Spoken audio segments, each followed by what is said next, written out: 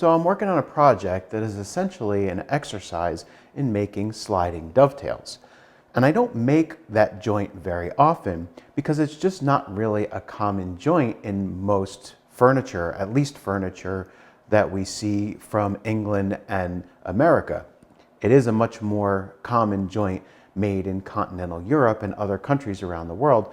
But in the furniture that we're used to seeing in the States and in England, we don't see long sliding dovetails used all that often. Now I'll have the video on this full project out a little bit later, maybe another week or so. However, I'm not going to go through the details of making the sliding dovetail joint in that video. It's basically just going to be a quick overview and maybe even a silent video just showing me building the actual project.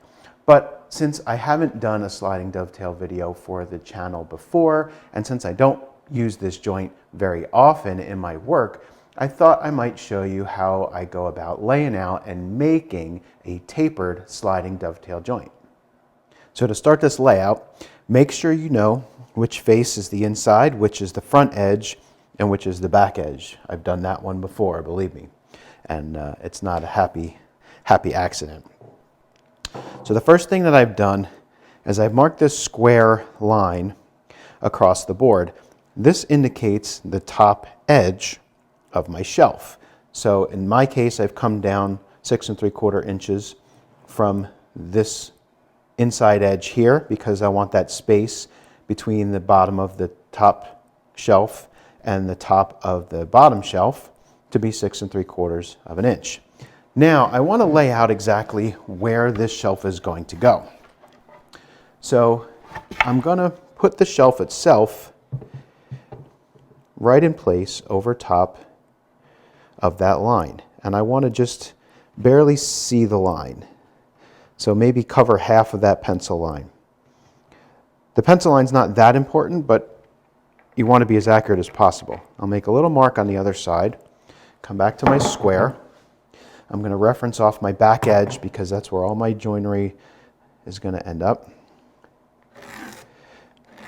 Okay, so there is the width of my shelf, but that is not the layout for the sliding dovetail. The next thing I want to do is establish where the shelf is going to sit front to back. Now this shelf is going to sit not perfectly the same. As you can see here, it's quite a bit narrower than the shelf.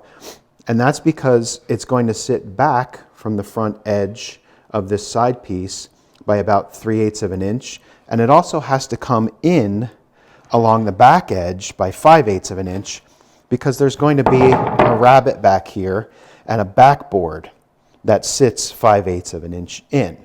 So that shelf needs to be 5/8 of an inch in from the back, and the front edge of the shelf is going to be 3/8 of an inch in from the front. So I have two gauges that are already set, and I just want to double check which one is which here. So that one is 3/4 of an inch. That is for a different setting. That is 5/8. So that is going to mark the rabbet. So I could just run this line all the way down. Maybe we'll do that because it'll be a nice visual for you. You kind of get an idea of where that rabbet is going to sit.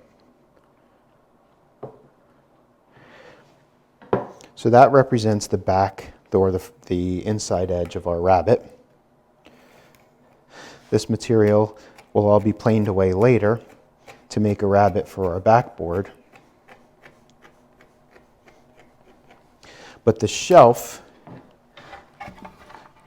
while it sits there, as you can see, is going to sit back from the front edge as well. So I've got another gauge that is set to 3/8 of an inch, and I'm going to use that to lay out a line 3/8 of an inch from the front edge. So that is going to be where the front edge of the shelf sits, but 3/4 back is where I want the edge of the actual sliding dovetail to stop.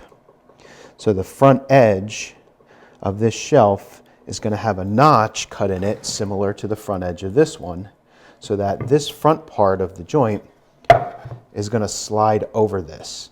So here actually is where our sliding dovetail is going to stop, even though the shelf is going to sit all the way to here. So it'll be notched over. This material will not be cut away.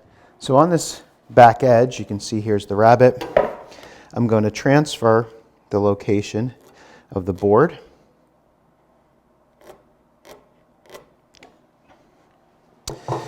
I'm going to lay in the depth of the dovetail socket here. And then I need to lay out the sides of the socket. And ignore that one, that's a layout mistake.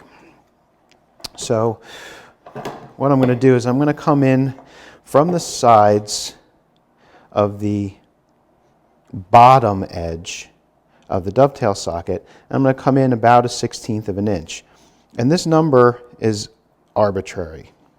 It really doesn't matter. The only reason I'm coming in from the sides at all is so that the width of the sliding dovetail itself isn't quite the same width as the board. It's just going to give me a little bit more leeway when I'm fitting the joint. So now, from there, I can mark out the shape of the dovetail socket. And this bevel gauge is set based on the tool or the plane that I'm going to use to cut this joint. So here is our dovetail socket. You can see there is where that socket is going to come at the top of the board there. So now that we have the dovetail shape laid out on this side, we need to transfer that to this end. But we have to remember that that's going to be along a taper. So this is the bottom side of my shelf.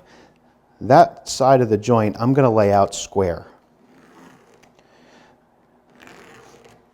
So that's just going to be parallel to the bottom edge of the shelf. On this top side, this is where I'm going to run my taper. And I'm only going to run the taper on one side. So that tick mark that I just made is this end of the dovetail here. So I'm going to come in about another 1/16 of an inch from there. So now I'm coming in, looks like about 3/16 from the edge of the board, because I was a little more than a 1/16, like it was closer to an 1/8 on this end. So I'm an 1/8 in here. I'm going to be 3/16 of an inch in here. That's going to give me a 1/16 of an inch taper over the length of the sliding dovetail. So I'm going to connect those lines. Now I can't use a square there because it's a taper. So I'll connect those lines just using the ruler. And now I'm going to go back over those pencil lines with my knife to make sure I've got a nice crisp edge. And this is a piece of reclaimed American chestnut, so it's going to be quite splintery. I've been finding out with some of my other cuts that it's not real clean cutting, so I really have to scribe this pretty well. But thankfully, this is the inside of a joint, so you're not really going to see the ragged edge that the saw is going to leave there. We're just going to see the edges of the shelf. So now I'll scribe this one.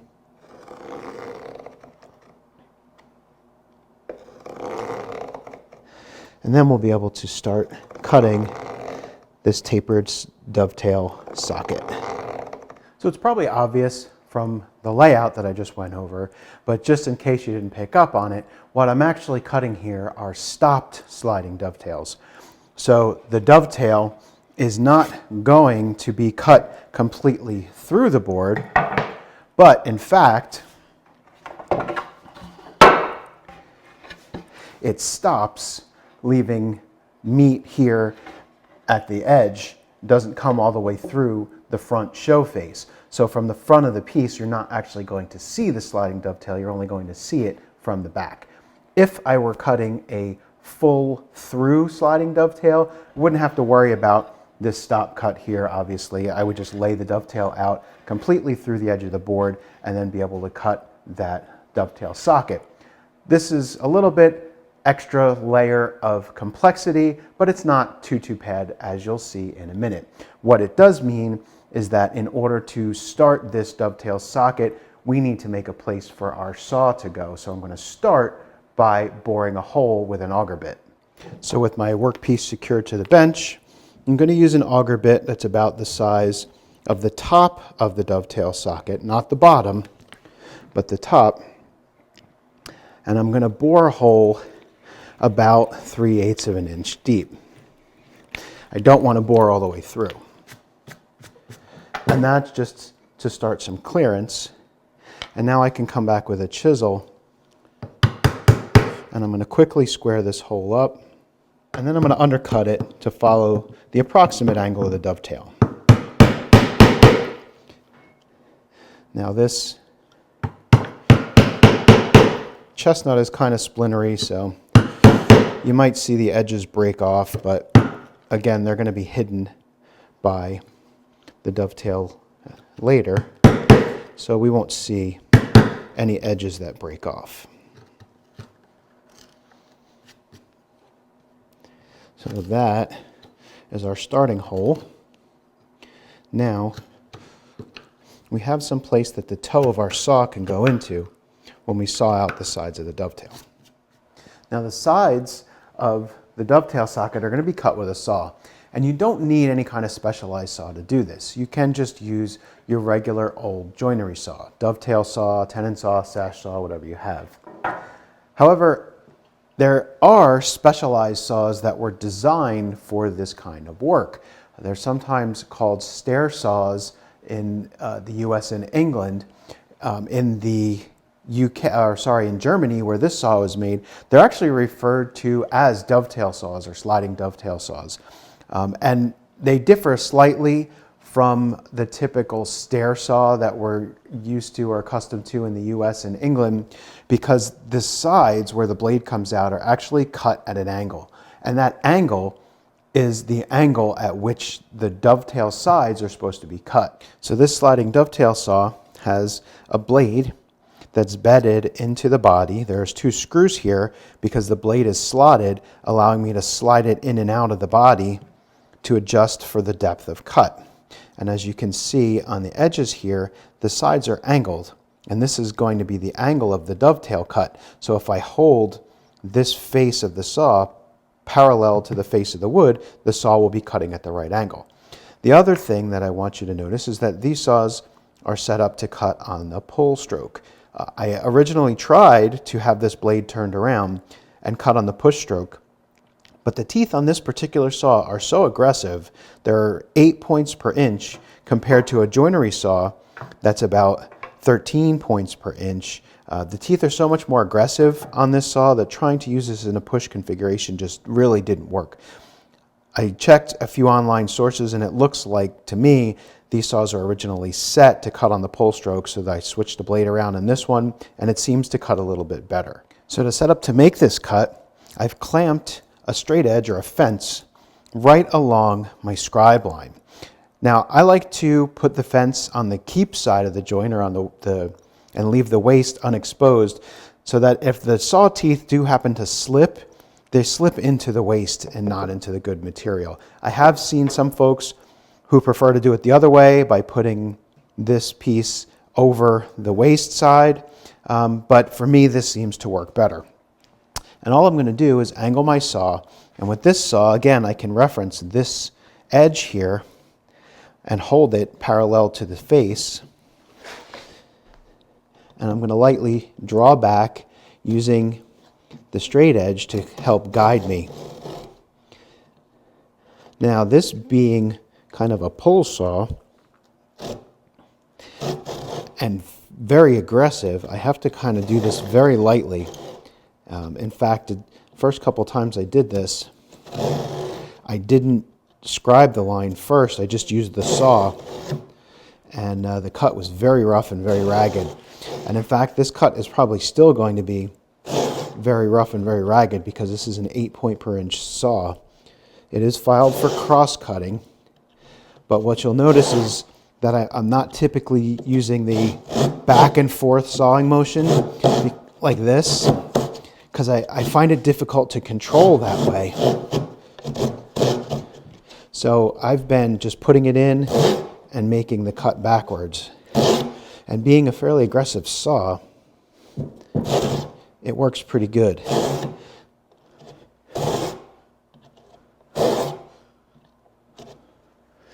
And you can see where this clearance hole comes in. It allows me to get the blade in there to cut. If I didn't have that, it would be a lot more difficult to get the blade cutting at the far end. You can see how aggressive this saw is. When it grabs, it actually pulls my workbench. Now when I get down to a point, the fence at the back edge here, you can see it, starts to hit on the guide. The depth stop starts to bottom out on the sawing guide. So what I'm going to do, once I get this saw started, I can actually unclamp and take this off. And now I can continue sawing without the guide in place because I already have the kerf established. Now the nice thing about this saw is that once you get to depth, it touches the bottom, the wood there, and it's a depth stop. So now I know that this is cut completely to depth on this side. So I'll reclamp my straight edge in place and we'll do the other side. Now a lot of you aren't going to have the specialized sliding dovetail saw, although they are commonly available. But you don't need one, and I'll show you how you can do it without one. If you just have your regular joinery saw, you can just clamp your board in place, your fence or your guide, and saw just using your regular saw. Now some people like to actually bevel the edge of this fence here at the angle of the dovetail so that they can hold their saw right up against it at their proper angle. I just look at the angle that I laid out my dovetail on the end and try to match that angle. And I'm pretty comfortable with that. So I'll just kind of start nibbling at the front here and slowly work my way back along my sawing guide. And I'll just continue to saw down along that line using the fence as a guide, just holding my saw at the right angle. The challenge with doing this type of sawing here is that this saw does not have a depth stop. So you'll get to the depth at the back before you get to the depth at the front because you have such a short stroke up here and because you're cutting on the push stroke. So you just kind of have to take your time and nibble away at it. It's not a deep cut, so it still shouldn't take too long. Now I've also found that it's helpful to make one more cut straight down, right down the center of the dovetail. Because you're making a dovetail shaped cut, the waist is wider at the bottom than it is at the top. So when you go to start knocking this waist out with a chisel, the waist kind of wedges itself in there. This cut down the middle helps to let the waist break up and keeps it from jamming inside the slot. And now I can just use a chisel to bust out all the junk in the middle.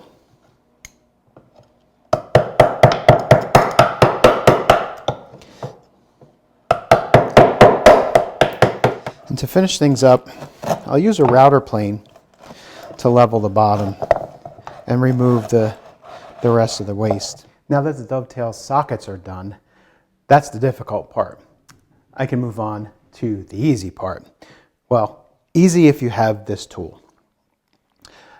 Not everybody's going to have one of these, but they are still being commercially made, so you can still get them. This is a sliding dovetail plane. It's very similar to a rabbet plane, whereas it has a fence and it has a nicker on the side. But unlike a rabbet plane that's flat and has a straight iron, this one has a sole that is cut at an angle because it's designed for cutting a sliding dovetail. So after sizing my board to the proper length, I'm going to gauge the shoulder on. And even though the plane has a scoring iron or a nicker, I always use a gauge anyway. It's a habit that I've gotten into. I don't rely solely on the scoring iron. Now I'm going to take the plane, and again, this is just like a rabbet plane. I can work across the grain and start to cut the sliding dovetail. But you can see because of the angle of the sole, it cuts at the corner first. I'm watching the flat along this edge, and I'm going to stop as soon as that flat disappears.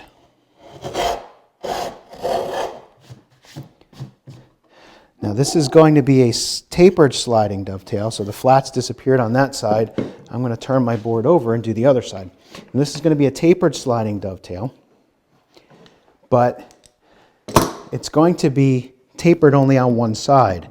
So if you remember when we cut the dovetail socket, I cut one side.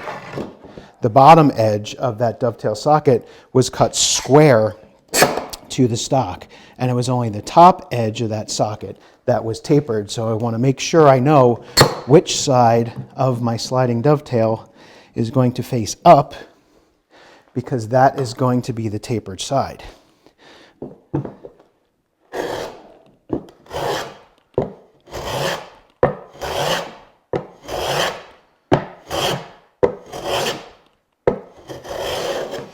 Okay, so I've got my sliding dovetail on both sides there. Let's do a test fit and make sure we know where this needs to be tapered. So this is my front here. This is the top. I take the side. This is the top, and this is the front. So it starts to fit on there, but we're still a little tight. So take this off.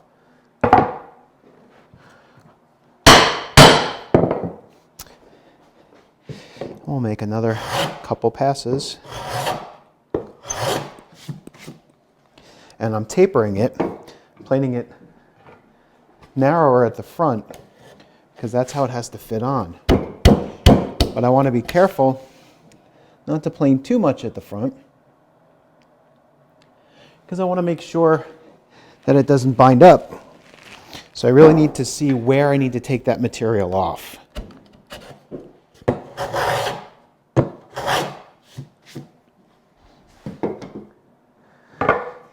The goal is I want this to go almost all the way on before it gets snug.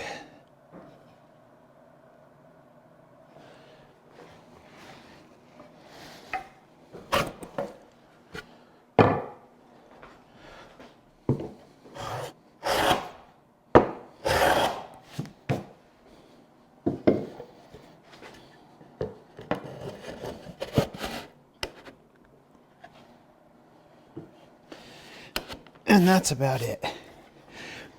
So that snugs up real good. Now, this doesn't come in quite far enough yet. You can see where the rabbet is going to be. So the back edge of this needs to come all the way up to this rabbet. So in order to figure out how much I need to take off the front, I can use a gauge to figure that out. And that looks like it's probably just about right. Should be. It's about 3/8 of an inch. Yep, 3/8 of an inch. So what I can do, we're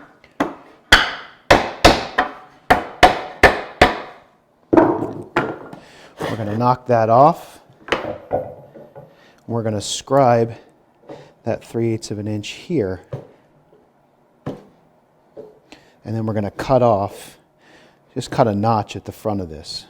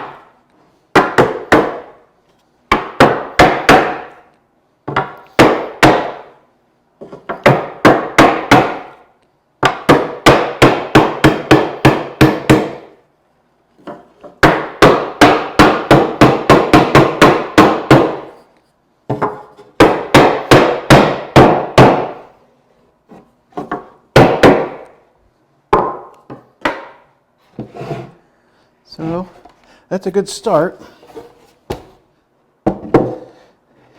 Still have a few more to go. I'm going to be putting a couple dividers in here. I think three dividers to split this up into 4 spaces.